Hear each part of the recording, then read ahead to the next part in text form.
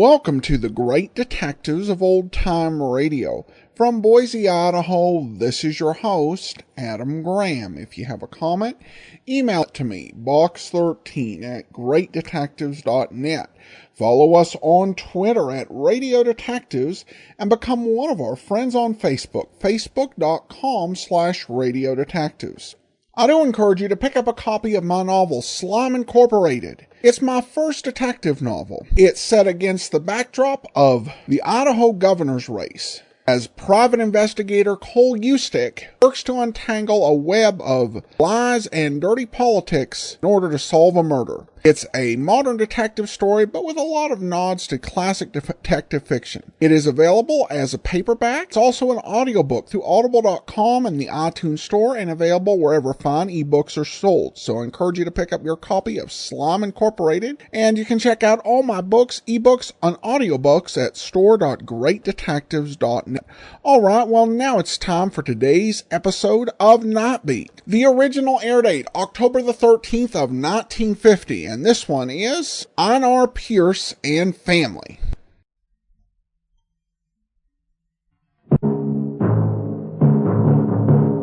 Night Beat.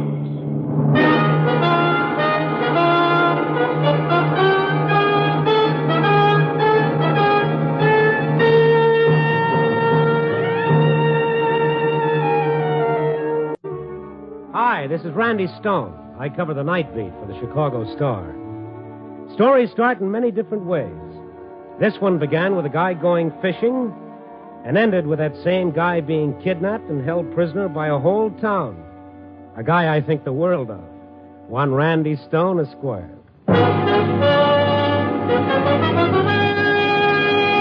Night Beat, starring Frank Lovejoy as Randy Stone.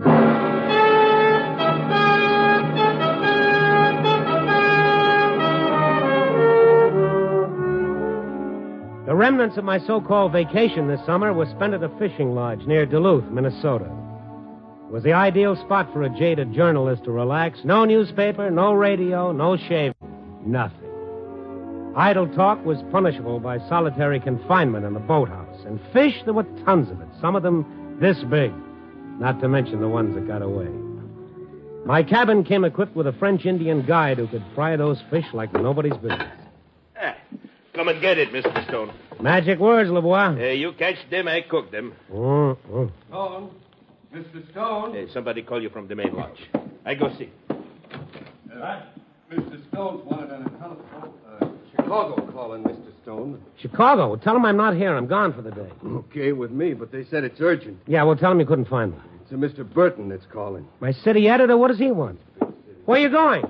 Like you said, I'll tell him. Wait a minute. I'll tell him myself. Civilization. I cursed the tentacles of the telephone system that could smoke you out of paradise itself. I wish I had the guts not to take the call, but we're all slaves to the telephone one way or another. After all, you never know what might be at the other end. I hiked across the clearing of the main lodge and into the big empty lobby. The phone was still off the hook. Hello? Randy, this is Burton. Mr. Stone is not here. He was last seen chasing a city editor through the forest with a tomahawk. How are the fish biting? Just fine. I'll tell him you called. Bye. Hold on, Randy. How far are you from Duluth? Oh, 40, 50 miles. Why? Remember that Pearce kid who shot the gas station mechanic a couple of weeks ago? Well, you see Canfield on the police beat. It wasn't my story. I know it wasn't, but do you remember him? Yeah, I remember. What about him? He escaped a couple of days ago, got out of the hospital ward. Oh, thanks for calling. I'll do my best to avoid him. His family lives in a town north of Duluth, Pierceville. Can't be very far from where you are. He may be headed there. Well?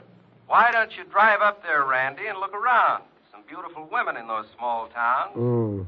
His name's Einar Pearce. Stands 6'1", 24 years old, fair hair. Yeah, I know what he looks like. You had him all over the front page for 2 days. Get out there right away, will you? You asking me or telling me? Okay, I'm asking you. Well, that's nice. Yes, Mr. Burton. Get going. LeBois told me how to get to Pierceville, but he frowned at the idea of me going out there. He told me the whole town was full of Pierces and that they weren't too friendly if your name wasn't Pearce.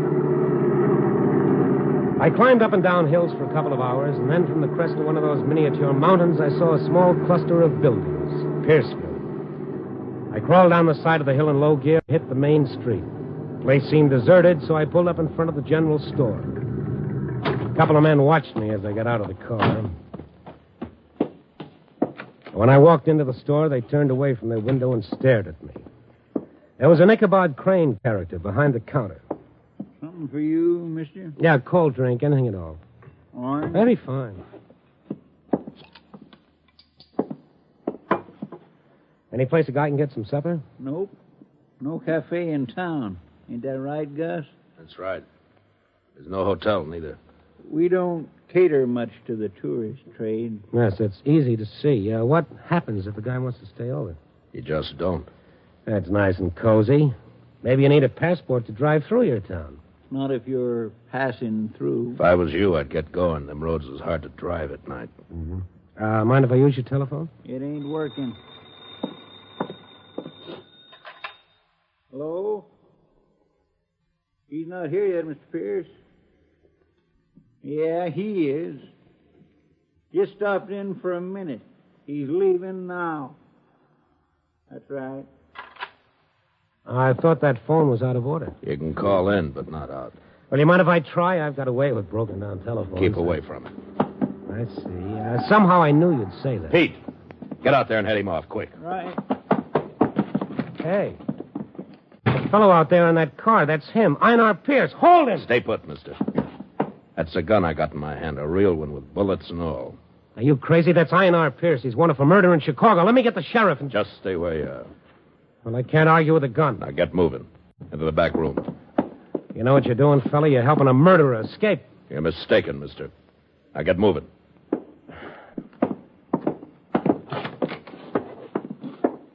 Sit down on that nail keg.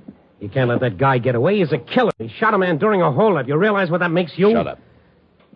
Listen, just put down that gun. Let me get out of here. Some other time, not today. Mister, you're holding me against my will. You know what the law calls that? Kidnapping. Maybe you'd like me to tell you about some of the penalties for kidnapping? Save your breath, mister. I know all about it. I ought to. See, I'm a sheriff. I don't know whether I was being kidnapped or pinched, but with that .45 staring me in the face, I wasn't asking any questions. The big guy who said he was sheriff kept me there about 10 minutes, and then he steered me out the back door and followed me up a gravel pathway that stopped in front of a 2-story frame house. He knocked on the door. Yes? He's here, Paul. Bring him in. Go on. Sit you down, Mr.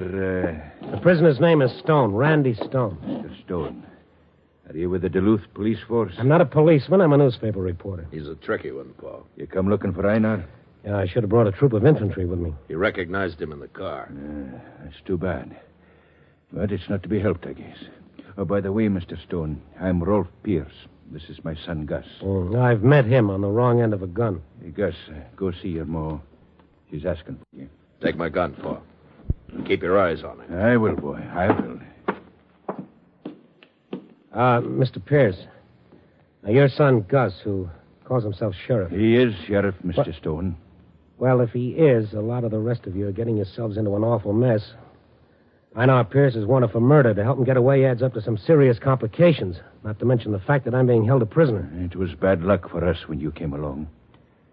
Well, I don't get it. Your son is sheriff, and still you're willing to let him ruin his life. And at this minute, Einar's making good his escape. You're wrong about that, Mr. Reporter. Einar will not run away. He's a desperate man, Mr. Pearce. You don't know what he's liable to do. But I do know, Mr. Stone. You see, Einar is my son, too. A nice little trio. Einar Pearce wanted for murder, his brother the sheriff, and his old man keeping him out of the hands of the law. Gus came downstairs after a while and sat opposite me, his gun in his hand. Then the front door banged open and the old man got up. That you, Einar? Yeah. Me. Who's this guy? This is Mr. Stone, Einar. Officer Stone, you mean? He is no cop, Einar. He writes for the papers. Just as bad. Newspapers have been pretty good to some criminals. You'll not refer to my son as a criminal, Mr. Stone. Why don't you let the court judge that? Can't you see what you're doing? Keep minding your own business, mister. He'll get to court in good time. At midnight, we'll be turning him over to the police from Duluth. You're going to turn him over? I kept telling myself, get home, Einar, and you'll be all right. They'll never get you. When I get home, so what? My own family turns on me. I'm no better than those I ran away from. You shouldn't be the one to talk about family. Okay, brother Gus. Go ahead and play sheriff. Turn me over to the cops so I can fry. Just so long as I don't hurt the family's pride. A Pearce will be beholden to no man. A Pearce will run away from nothing. Not even death itself. Einar, I'll ask you to remember we've a guest in the house. Maybe I'd better go out and sit on the porch a while. No guest of mine sneaking, prying reports. You've said enough. I'll say more. No, you won't. Not if I have to. What? Will you shut up? No, you're all a bunch of hypocrites, including Prague. Yeah. You'll be sorry for that, Gus. You had it coming, Einar. Let's see about that. Where's Nancy? In her room. I hate to interrupt a family reunion, but if you folks will excuse me. Oh, yes, of course. You must be tired, Mr. Stone. I'll show you up to a room where you can rest a bit. Yes, that's a good idea. Einar's got better manners than he led you to believe, Mr. Stone. I guess he's a little excited with the wedding and all. The wedding? Oh, didn't I tell you? Oh, no. It's more fun to be surprised. Come 7 o'clock, Einar and Nancy are getting married. Here in this house. And with that little item for the society page, the old man left me. It was a nice little room, locked door and all. I sat on the edge of the bed and tried to puzzle it out. Here was a group of people, all seemingly decent, respectable folks, digging themselves into a mess which included murder and kidnapping. For what? The sound in the next room interrupted my mental gymnastics. It was a woman crying.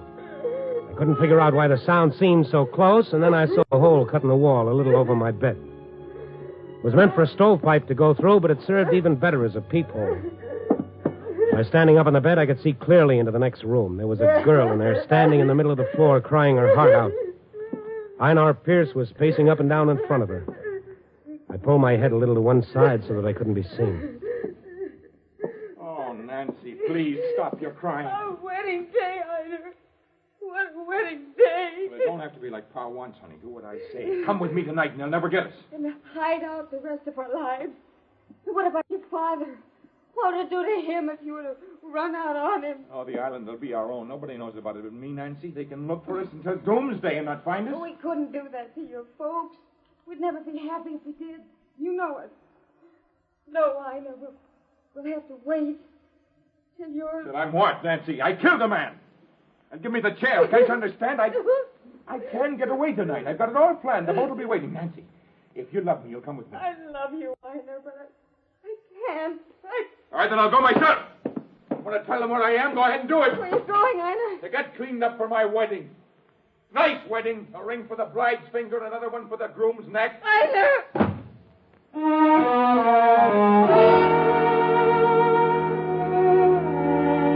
Yes, that's the way it happens in real life. None of those clearly defined black and white, good and bad storybook characters, but mixed up flesh and blood human beings. I lay down on my bed and tried to figure them out, to figure exactly what kind of part I played in that crossword puzzle. And the key turned in the lock of my door, and Mr. Pearce came into the room. Yeah. Have a good rest, Mr. Stone. Not bad. Mind if I sit down? Well, that's what I call a courteous approach to a prisoner. You'd make a fine warden, Mr. Pearce. Oh, I'd rather think of you as my guest than my prisoner. Okay, warden, have it your way.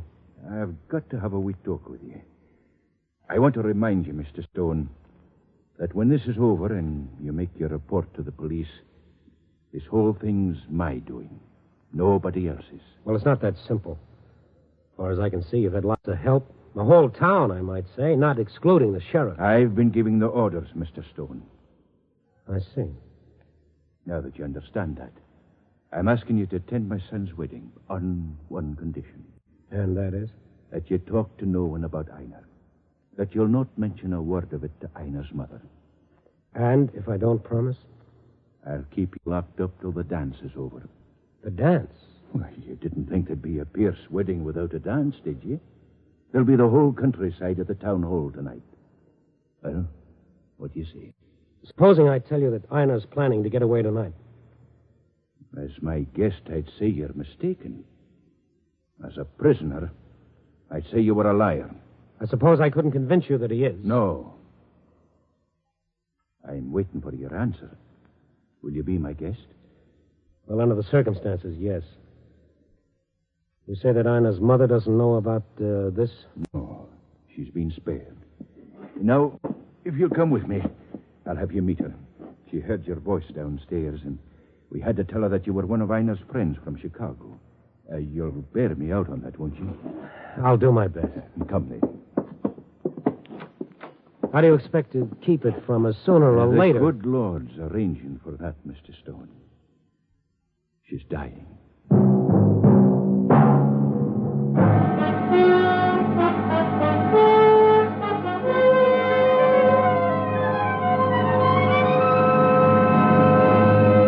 NBC is bringing you Night Beat, starring Frank Lovejoy as Randy Stone.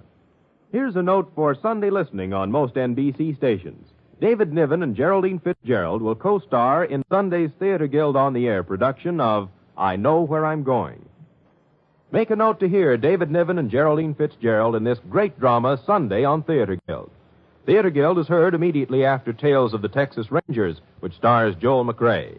Sunday, it's Tales of the Texas Rangers, then Theater Guild. Both fine shows for you to hear.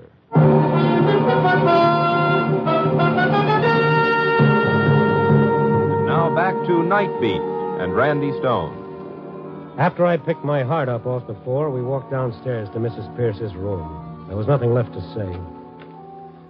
I stood alone in the doorway and watched the old man walk over to his wife's bed as though it were a shrine. She opened her eyes slowly, and the stamp of death was in them. She was past pain already, and if her voice was slow and halting, there was a serene dignity about her that seemed pretty close to this thing we call happiness. Father? Aye, Mother. I thought you might be sleeping. Sleeping with my son's wedding an hour away. Hello there, young man. Hello, ma'am. You're Einar's friend from the city, aren't you? They worked together in Chicago, Mother. Yes, that's right, ma'am. We were very good friends. I'm so happy you could come. And you'll not be angry with us for keeping him here. He belongs with his folks, you know. Oh, yes. He belongs with his folks. The land's waiting for him. And Nancy, to make him a home and give him children. Poor orphan that she is, with no folks to be at her wedding. Nancy came to our house when she was just a baby. And from the first time we saw them standing together, we knew they was to be married one day. And this is it. Their wedding day. How long before the preacher will be here? Oh, little more than an hour, Mother. You'd best have a nap now till he comes. A nap? Goodness, it'll take me that long to make myself pretty for the wedding. The pieces of the puzzle were falling into place now. Only from where I was sitting, the picture was beginning to look like a king-size lump in my throat. The old man was holding Einar till he could get him married off to Nancy, taking a chance on going to prison himself just so he could give his wife something she had to have before she died. I got to feeling mean and ugly for butting in. And all through the ceremony, I made myself as small as I could. When it was over, the newlywed Mr. and Mrs. Einar Pearce stood around and accepted the sober congratulations of the few guests. And after supper, as sad a wedding feast as I've heard of, we all went down to town hall.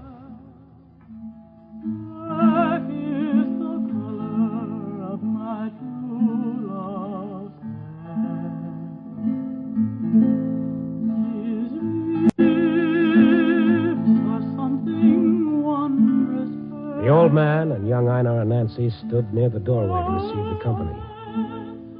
I sat against the wall right behind them. Time the dancing was starting. Too many long faces around here, including yours, Einar. They stand there gawking at me. When they're out of hearing, they say, look at him, the rotten, murdering thief. He'll get what's coming to him. Ah, Tosh, lad. There's no one here but wishes you luck. There's no one here that won't pray for you. Ah, there's more here that wish me the electric chair. You can see it in their faces. That'll be enough. You'll go to trial with the best lawyers that can be hired. The judge will mark you for a fool, not a criminal.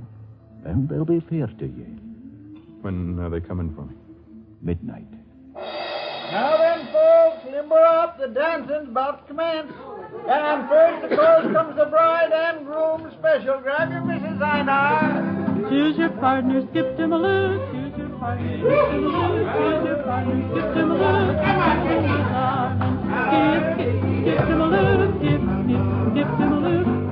on, Einar. They're waiting for you. I'm not dancing.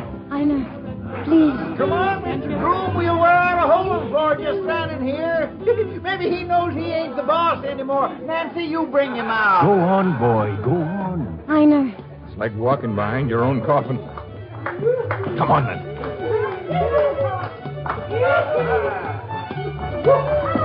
They started to dance, and in a few minutes, some of the younger kids joined them on the floor. Mr. Pearce came and sat down with me. Yeah. Are you enjoying yourself? It's an experience I'll never forget, I'll tell you that. Well, now, if you take a liking to some of the girls, ask them to dance. Oh, there comes Gus. I've been wondering about him. Everything's all right, Paul. Ma said she can hear the music from the house. And sounds fine. I wish you could be here with us. She said to tell you that she was standing at your side. Thank you for telling me, son. Did you phone the police in Duluth? Yes, sir. Take him a couple of hours to get out here. Gus. Yes, Mr. Stone? Can I talk to you for a minute alone? I guess so. Let's go outside.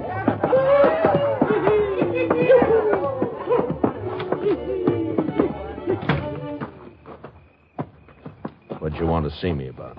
Einar. What about him? Einar's going to try and make a break for it. What makes you think so? I heard him tell Nancy he was, to some island. Oh, he said that 50 times today, but he won't try. Oh, yes, he will. He's not like you and your father. Frankly, that's why I'm thinking about your dad. You think Einar'd walk out on his dad knowing the old man would be held responsible? That's exactly what I'm saying. Mister, you don't know us Pearces. What you're trying to say should get you a punch in the nose. Okay. Okay. But keep your eye on him. Now get out of my way.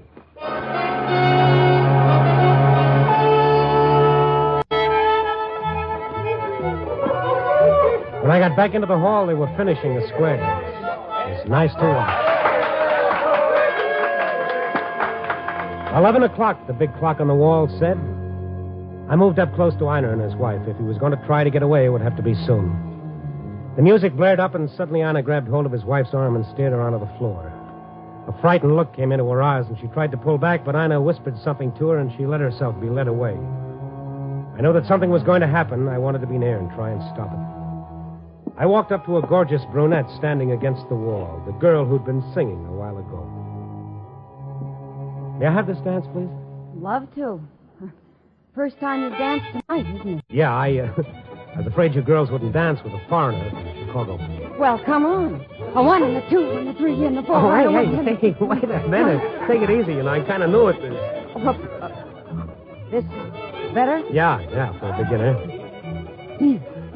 Isn't it sad? About Einar and Nancy, I mean. Yeah. Mind if we dance a little closer? Not at all. No. I'm to them, I mean. That door there near now, where does that go to? Downstairs, the basement. Why? Oh, nothing. I'm just curious. Can you get out of the building through the basement? Yeah. Why do you ask? You don't think. Oh, how can I think, lady, with you in my arms?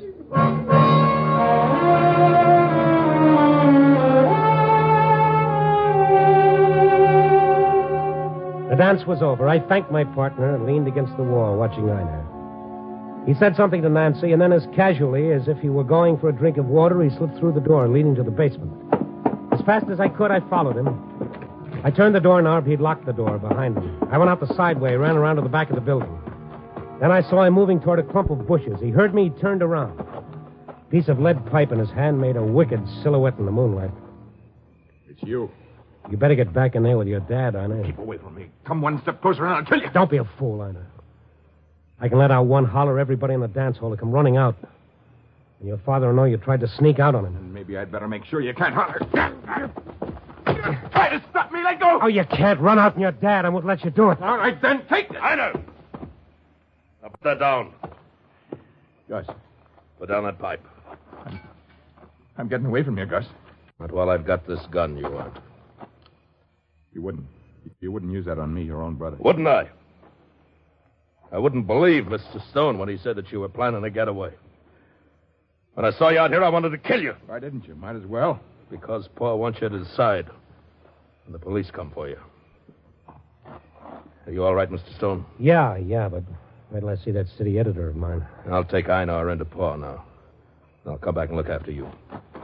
Come on, Einar.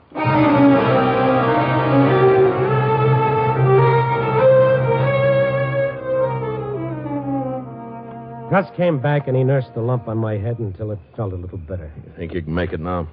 Paul's been asking for you. Did you tell him about Einar?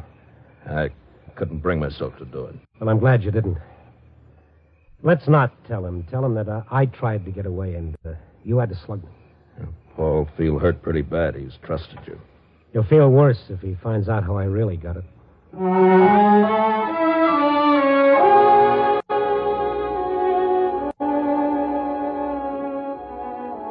There was hurt and disappointment in the old man's eyes when Gus told him I'd tried to run out on him. And something strange had happened to Einar. He stood quietly beside his father, his head bowed. It was a little before 12 now. Gus walked over to the orchestra and spoke to the dance caller. Then the drummer crashed the cymbals for attention. Attention, folks. We're leaving now, so you'll pay your respects to the host and guest of honor as you file out.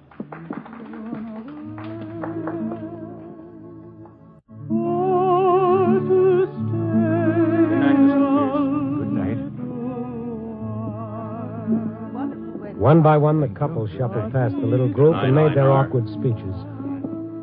The old man stood tall and straight and accepted their thanks with a quiet dignity. Congratulations, Nancy. Einar stared straight ahead of him and spoke to no one, and Nancy kept her eyes glued on the floor and cried without tears. Well, Mr. Pearce, me and my boys will be getting along. Thank you, Pete. You played mighty fine tonight. Well, thank you. Come on, boys, and good luck to all of you. Thanks. You'll close that door behind you, please. It's midnight. Oh, Einar. Don't cry, Nancy. I don't want to see you crying when I go. I'll try not to. You hear, Gus? Let him come in. No. He'll come out to them. Tell him he'll come out himself. All right. Nancy, look at me. Pick your head up. Yes, Einar. I love you, Nancy. More than you have reason to believe. I hope I can come back to you someday and prove it to you. I'll be here, waiting. Pa, What is it, son? I don't know how to say it, but Pa, I'm awful proud of you. And will you pray for me like you promised? I'll pray for you. They're getting impatient, Gus. Before I go, Gus, I got to tell you. Never mind, Einar. I understand. You, Mr. Stone. Me? Thanks for... You know what I mean? Yeah, I know. Gus! You better go now, son. Yeah, better.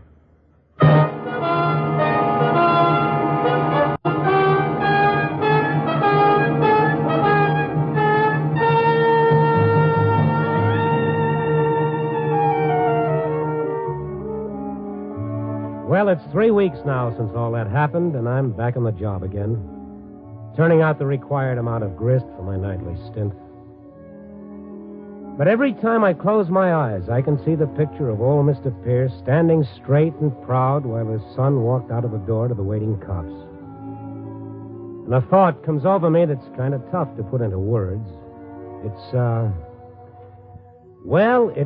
that God created more majesty in a man like old Mr. Pearce than he did in all of his other works put together.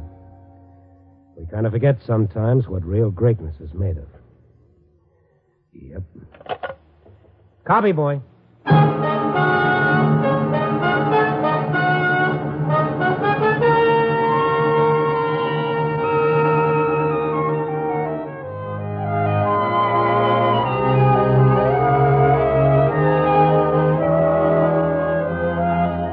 Night Beat, starring Frank Lovejoy, is produced and directed by Warren Lewis. Tonight's story was written by Lou Rusoff, with music by Frank Worth.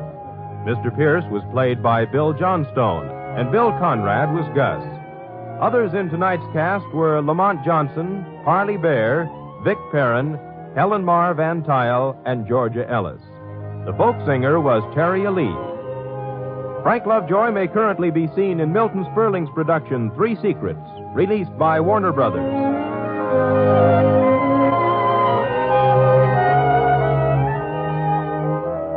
Listen next week at this time and every week as Randy Stone searches through the city for the strange stories waiting for him in the darkness.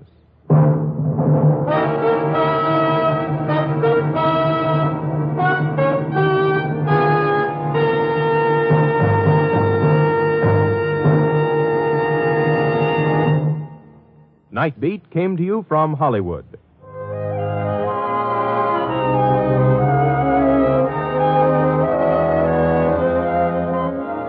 Three chimes mean good times on NBC. Tomorrow's radio fare on most NBC stations includes the premiere of two programs. Hedda Hopper brings you personalities from the motion picture world in her new program tomorrow. Be sure to listen, and listen to For Noah Webster Says. That's Hedda Hopper and Noah Webster Says. This is NBC, the national broadcasting company. This is Andrea J. Graham, author of the Web Surfer series. Oh, and a Madam's Wife. You're listening to the Great Detectives of Old Time Radio.